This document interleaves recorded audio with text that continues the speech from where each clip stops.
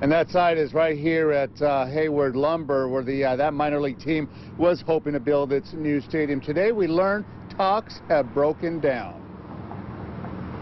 After 8 months of negotiations, word came Monday morning that a deal could not be reached to build a new multi-million-dollar minor league stadium at the site of Hayward Lumber near downtown Salinas. Speaking by phone, the owner of the Bakersfield Blaze said it all came down to money.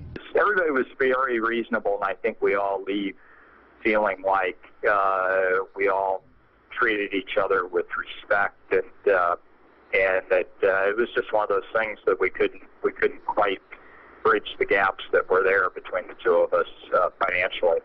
Terms of the deal have remained private because they don't involve city dollars. But the owner of Hayward Lumber, Bill Hayward, said he was still hoping to work out something with them. The challenge has been to get the numbers to work out.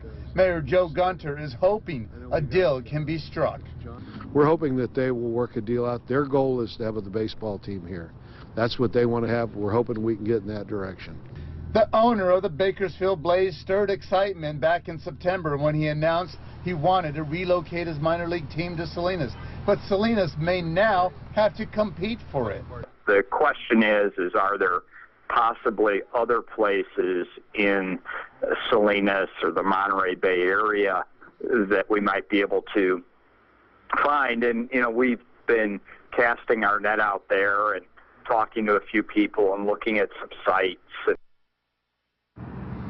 Well, the owner of that minor league baseball team had hoped to open the 2016 season right here in Salinas. He now says it likely won't be until 2017. That's if he can find a place to build a new stadium. Dan, Aaron. All right, thanks very much, Felix. Appreciate it. Now, when they started talking about the possibility of a new baseball stadium, they tied it to the new retail and housing development on the east side called the Alisal Marketplace.